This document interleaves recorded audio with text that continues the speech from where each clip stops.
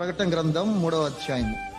ప్రకటన గ్రంథం 3వ అధ్యాయము 15-16 వచనాలు. నీ క్రియలను నేను ఎరుగుదును, నీవు చల్లగానైనను వెచ్చగానైనను లేవు.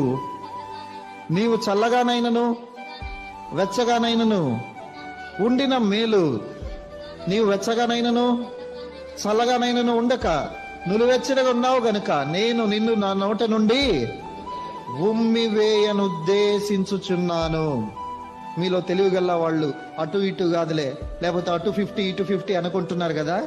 అలాంటి వాళ్ళతో దేవుడు ఏం చెప్తున్నాడంటే, నువ్వు అటు కాకుండా ఇటు కాకుండా అది సగం ఇది సగం ఇట్లా గాని నువ్వు ఉంటే నేను నిన్ను నా నోట నుండి ఉమ్మి వేయనుద్దేశించుచున్నాను.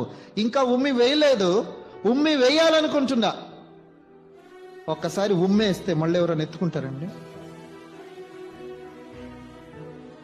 దేవుడు మనల్ని ఒక్కసారి ఊసాడంటే అయిపోయా మన పరిస్థితి.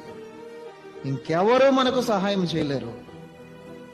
ఆ పరిస్థితి రాకముందే ఈరోజే ఈ ద్వంద్వ మనస్సు, ద్విమనస్కత్వం వదిలేద్దాం. యేసయ్యను కోరుకుందాం.